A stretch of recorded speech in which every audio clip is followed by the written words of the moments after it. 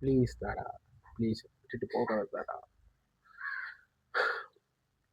எங்கே போனாலும் நினைப்பாவே இருக்கு தாரா. என்ன பண்ணுறதுன்னு எனக்கு உண்மையாகவே தெரியல. நேற்று கூட ஒரு காஃபி ஷாப் போனேன். அந்த காஃபி ஷாப்பில் ஒரு காஃபி கூட என்னால் நிம்மதியாக சாப்பிட முடியல தாரா. இந்த வீடியோ நீ பார்த்துட்டு இருந்தீங்கன்னா கண்டிப்பாக நீ என்னை தேடி வருவ தாரா. நம்மளோட லவ் உண்மையாக இருந்துச்சுன்னா கண்டிப்பாக தேடி வருவேன். எத்தனை ஒரு செலவு தாரா, எப்படி தர வேணாலும் தூக்கி போட்டு முடிஞ்சுது. எப்படி வேணாலும் தூக்கி போட முடிஞ்சுது. ஞாபகம் இல்லையா உனக்கு ஸ்கூலில் நம்ம 2 பேருக்கு எப்படி லவ் பண்ணோம் அப்படின்னு? ஏதோ ஒரு சின்ன விஷயத்துக்காக இப்படி ஒரு விட்டுட்டு போறியா தாரா? தாரா, நம்ம 2 பேரும் ஒன் சைட் லவ் இல்லை தாரா, டபுள் சைட் லவ். விட்டுட்டு போகிறதுக்கு முன்னாடி கொஞ்சமாச்சு யோசிச்சிருக்கலாமே. ஏன் சைடு இருக்கு நாய்க்குமே கொஞ்சமாச்சு யோசிச்சிருக்கலாம். நான் கோவப்பட்டேன்னா நான் ஒத்துக்கிறேன், நான் கோவப்பட்டேன்னா பொசசிவான தான்.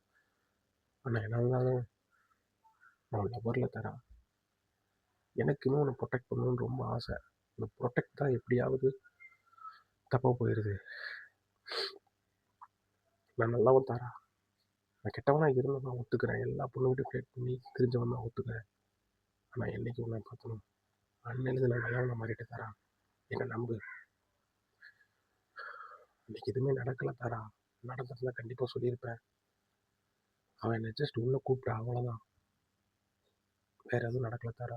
நடந்திருந்தால் கண்டிப்பாக நான் சொல்லியிருப்பேன். நீ என்னை நம்பு. என்னை ஒரு கெட்டவனாக இருந்து நல்லவனாக மாற்றிருக்க நீ.